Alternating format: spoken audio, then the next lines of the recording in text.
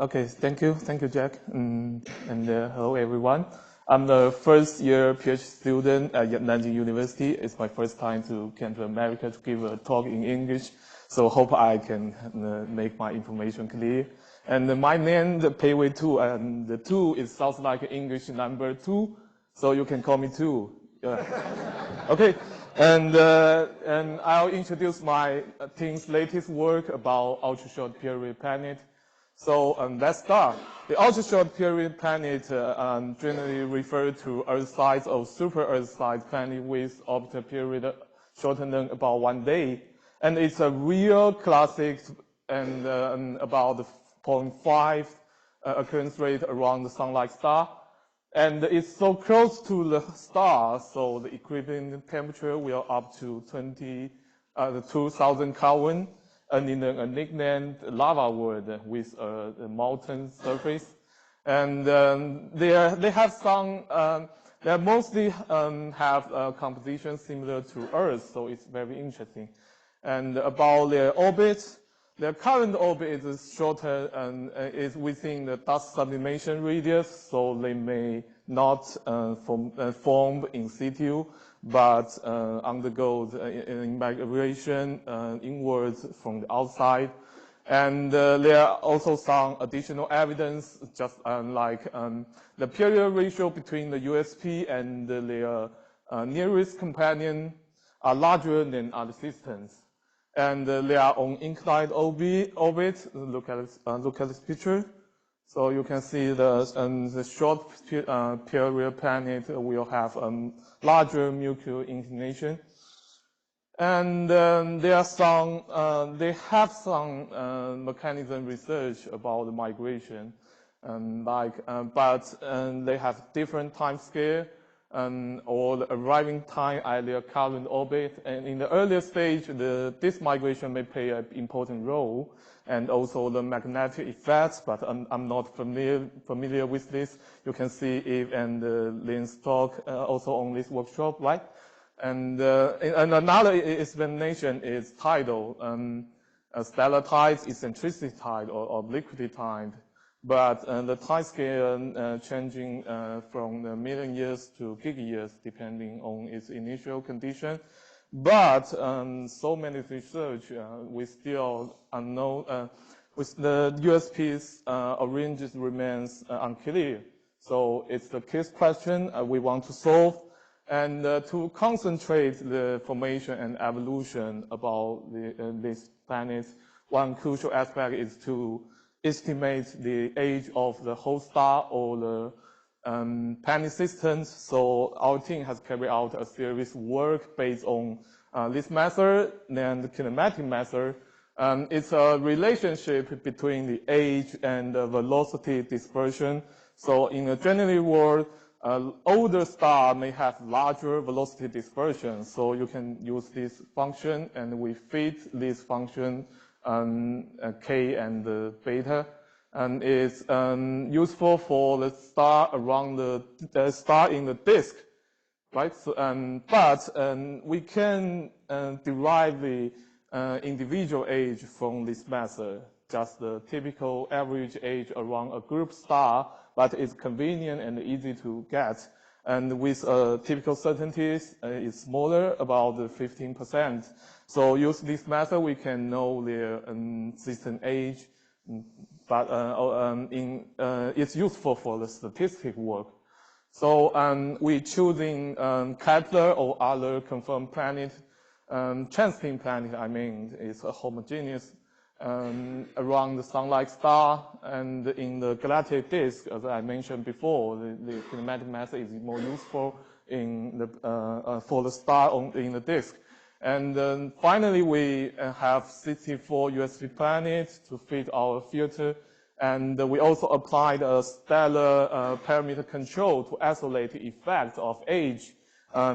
Which means if the USP planet host and the hot Jupiter host and the other hot small planet host, they have comparable property like the effect temperature and the surface gravity. So the difference is age. So we first thing I want to show you as the information one is USP planets are older than their siblings. So look at this picture, we draw the CDF of total velocity and the relative probability between the sync disk to sync disk. The red line represents USP planet host, and they have larger total velocity and larger TD over D, which means they are dynamically hotter. And you can also see in this plot, and in the velocity space, the USP planet hosts are more spread out than other population. And using the kinematic method, we can derive the age about 5.7 gig years, and it's consistent with other research, but still some key question: how the occurrence rate and the optical architecture will vary with age, and it's about its evolution. So information 2, the USP planet's frequency increase with time. So if we divide the whole hot small mass planet sample equally into 3 subsamples, sorry, it's a small number, so I can just divide it into 3. And we can calculate their relative frequency, I mean the number fractions of USP planet among the all hot small planet system, and we can see in this figure. So a linear fit shows that it's positive correlative. So the frequency was increased with time. What is this information application for the evolution and formation of USP planets? And the first thing is the majority of USP planets may likely form after 1 gig years, because an earlier formation would result in a flat or declining USP frequency over time, like the orbital decay caused by magnetic effects. They will be destroyed. And against the very early formation models as the primary channel for USP planet formation. Okay, thank you. And but what about tidal effects? Can tidal effects expand this trend? So we also found some evidence from architecture. So the third thing, this information 3, USP planet system architecture changed with time. When we divided the sample into the younger one and the older one, we can see in the period distribution, a deep pile-up feature emerged in the older subsample. But for the younger subsample, the distribution are aligned well with a power law distribution. And the second thing is the orbital spacing. The larger orbital spacing in older subsample than the younger one. And the third thing, if you look at the fraction of multiple transiting system, which means in one system, how many planets you can detect by transit method. So you can see a lower transiting fraction in younger USP planet system.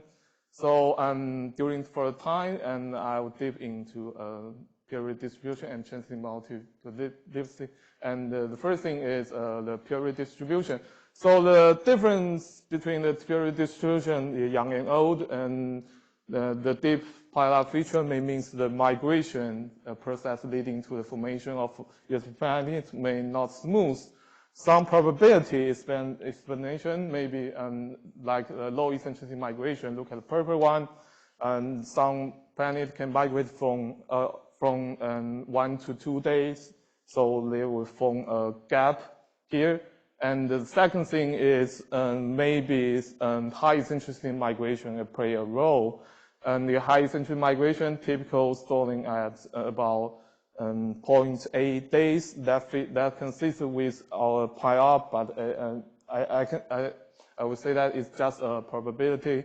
And the third thing may be the stellar tides with period-dependent the tidal Q factor may expand this. But it's a flexible problem, and there are some research and research about research for hot Jupiter, but it's not well understood in this rocky planet. And about the fraction, And we see a lower multiple transiting fraction in the younger population. So, which indicate the younger population, we have fewer nearby companions or higher mutual inclination, so we can not detect from transiting matter for their companion.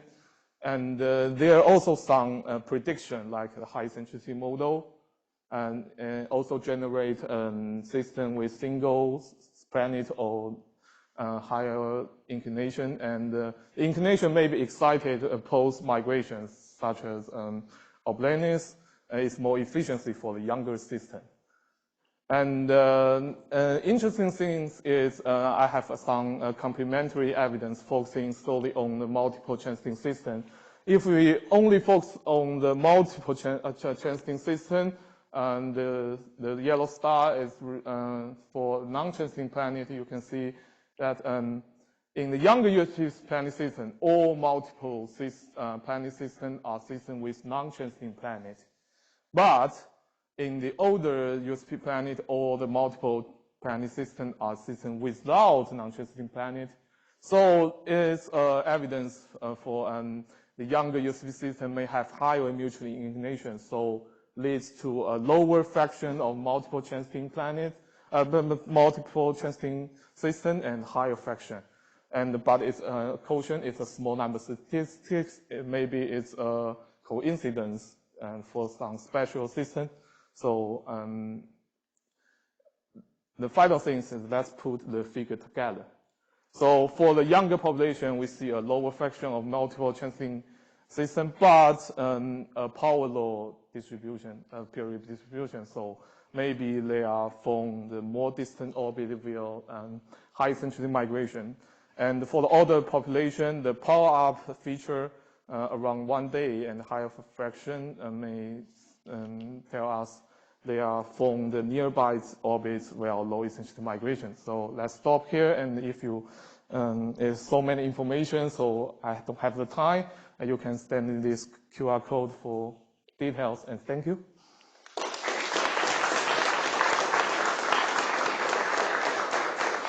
So sorry for past some time. Okay. Okay. Okay. Ruth Marie Clay, UC Santa Cruz. Did I read your plot correctly that, first of all, great talk. Did I read your plot correctly that the young and the old have roughly the same likelihood of having a closed-in system? It's just that the older ones are more likely to have the innermost planet so close that it's a USP? Yeah. All right, thanks. Yes, you're right. Stephen Jocko, Caltech. So I was wondering about the potential impact of just low completeness of the detection of USPs around younger stars and how that could be contributed. Oh, yeah. Small planets and young stars are spotted, so they're light curves globally, and that kind of makes planets hard to find. Yeah, that's a good question, and I don't have time to show that. And we did some tests. So for different age, we calculate only for Kepler sample. Yeah, right. So we calculate the detect efficiency, so we can see the young the star with different age have a comparable detect efficiency. So it's difficult to correct that bias, but from this plot we can see that it may be a problem. And also for when we divide it into a young and old population only, so the result is consistent with that result. Okay. Thank you. Okay, thank you. Bennett Skinner, McMaster University.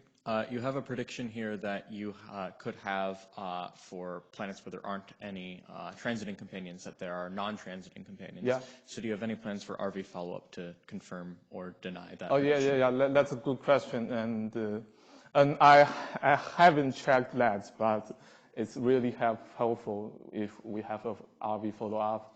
Yeah, but it's still a small number sample, so I don't know whether this target can be better follow-ups. Yes. Thank you. Okay, thank you. Artem Igishin, UC Santa Cruz. I have sort of an exploratory question. So you said the tidal migration is going to depend on the efficiency Q. Yeah. So that can deposit energy in the inside of the planet and potentially change the phase, just melt the interior, essentially, which is going to change the factor Q. So my question is, what would you expect then to happen? You mean the tidal factor and the period dependence? Yes. Yes, and my prediction is we need a low efficiency tidal Q for the outer one, but when the planet move inwards, we need more efficiency tidal Q, I mean the smaller Q, right? So they will migrate from this to this, but we need some planets stop at this for the older group, so the tidal field factor may be more higher and the efficiency may be more smaller in this case. But it's just my prediction, and I didn't do some research about this. It's a factual problem, so we just discuss this for completeness. Yes, thank you. Thank you for your question. Yeah.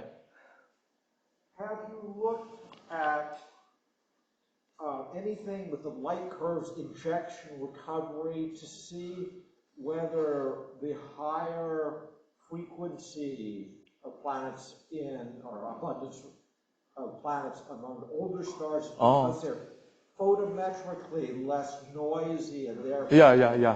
Yeah, it's difficult. And for our method, we need star with RV, the motion and the location measurements, so we can use the kinematic method. So it's very difficult to do things like this. Yeah. We have time for one more question if we have one, but otherwise we could wrap things up. And the other speakers